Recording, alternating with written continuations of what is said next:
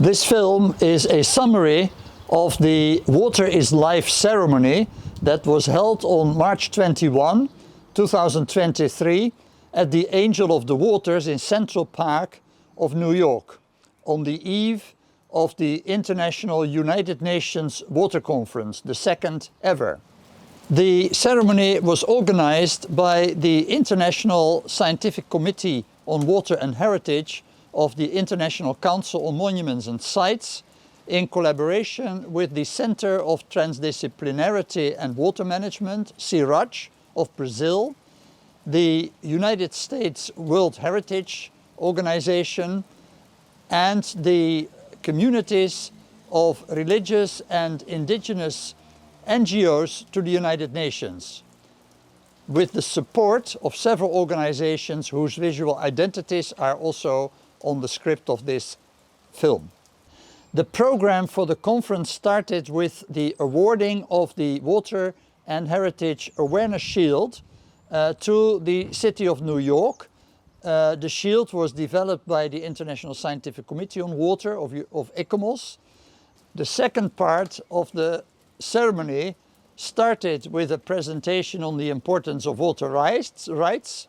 It was followed by a presentation on water as a connector between people.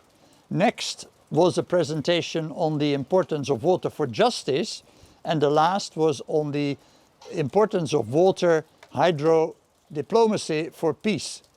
The last part was a series of blessings of hope to the United Nations Water Conference by religious leaders and indigenous leaders from around the world, including America, Latin America, Europe, Africa, and Asia. Whether these blessings have helped, we cannot be sure, but the conference concluded, the United Nations conference concluded that water, culture and heritage is to be a program in the United Nations.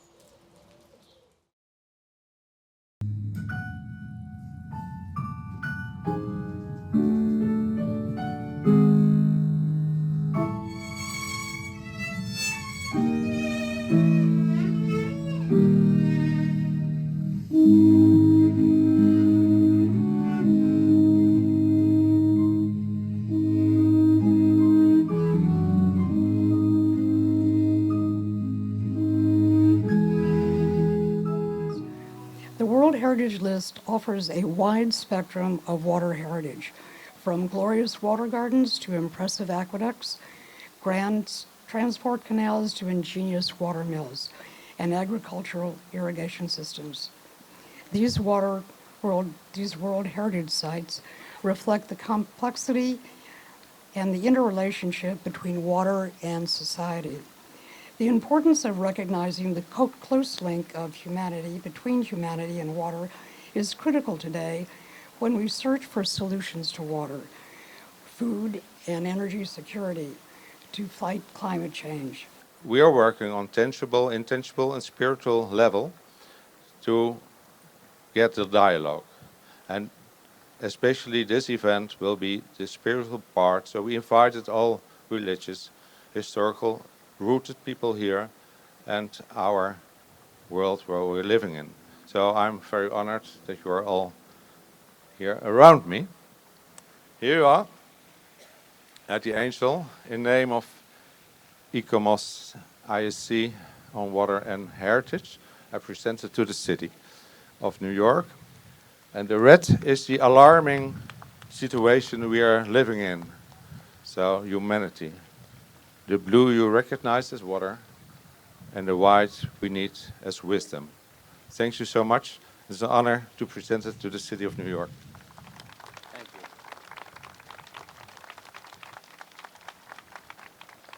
Thank you so much. Thank you so much.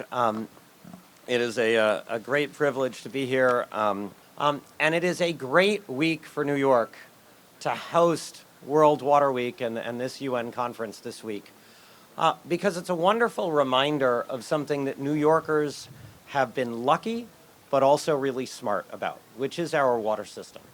And what I think this plaque represents, and in fact, very few New Yorkers actually know that this fountain was built to commemorate the creation of New York's water system. And I'm so grateful to ICOMOS, I'm so grateful to the Netherlands, I'm so grateful to so many people who are recognizing the extent to which New York has a fantastic water history. Central Park has a major role in that history. So we have to keep pushing the sixth borough, which is our water, and making sure that people get to it. I can't tell you how many young people in schools have not been to the water, and so one of my goals is constantly to try to make that happen. I'm here representing the mayor, Mayor Adams, and the Commissioner of Parks, Sue Donahue, and both of whom recognize and understand the profound impact that parks have on physical and mental health. It's something we learned that much more in the pandemic, something we've always known, but it was driven home. And the intersection of the history of water, as you've heard and may hear from Chris a little more about when he speaks about the Bethesda Fountain, and public health and public parks are integrally linked with one another. The Angel of the Water sculpture, designed by Emma Stubbins, was inspired by the biblical pools of Bethesda and the healing powers of water. It was completed in 1873, which makes this the 150th anniversary of the fountain, and its symbolic place is the heart of the park, the heart of the city. And as was said earlier, New York is host. This is the heart of the world when the UN is in session. And rainfall used to be something in the realm of the divine. We used to pray for more rain or less rain. Nowadays, we know that humans are actually affecting the weather patterns ourselves. So now actually we should pray not just for more or less rain, we should pray for a change in human behavior. And I think that religious leaders play an incredibly important role to create the moral framework in which we view the world, and also to galvanize people in a common sense of humanity and a sense of hope. And hope is very important to keep in difficult times, because with a mentality of hope, you keep on looking for solutions. If you lose hope, you're not looking for solutions anymore. The U.S. is also focused on actively engaging a wide range of stakeholders who have a more inclusive approach to water resource decision-making to help ensure water resources management bolsters economic growth while also reducing economic and social inequities. This includes not only physical resources such as historic shipwrecks and prehistoric archaeological sites, but also archival documents, oral histories, and the stories of indigenous cultures that have lived and used these water resources for centuries. Since the beginning of time, all of our relatives of the earth, the sky, and the seas, all, from the whispering blades of grass to the mighty redwood, from the smallest of hummingbirds to the greatest of condors, and from the smallest of swimmers to the greatest of whales, life is given through the Embe, the water, of our grandmother Nokomis. Yet all water is finite in volume, though they are in constant flux of recycling to maintain their definitive volume, be it from melting ice caps or the breath of a puppy. We are all responsible for water. And with our compass of a world with drinkable rivers, it will inform all our actions what directions to take. And if our rivers are drinkable again, it means that all our actions are healthy and in balance. East Africa and the Horn of Africa are categorized as water scarce and water stress areas due to climate change and other man-made contributing factors. There is a need for governments to invest in rainwater harvesting strategies during the rainy, including construction of dams, water ponds, and supporting water harvesting initiatives at household communities levels to that women, children, and poor households continue to have sustainable water supply throughout the year. Through this multi-religious and multi-sectorial collaboration, people have taken concrete actions for peace by working directly on water resource management or promoting climate mitigation, adaptation, and resilience, or even through water diplomacy, formal and informal, at the various levels, including at the grassroots community level. The value of water is not merely economic or technological, it is sacred. Water is life itself. And we are going to help that conference remember that. I'm going to invite you all to join me in sharing blessings for that conference.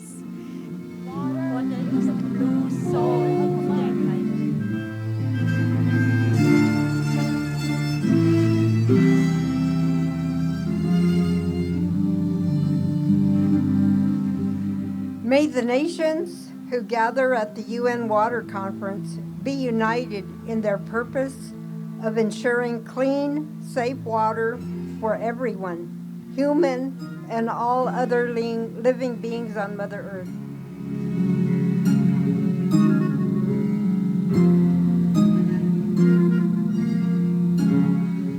May the water that connects us all and inspires us to create an ambitious water action agenda that opens the floodgates of a new and better world. May the waters of earth run free and clear.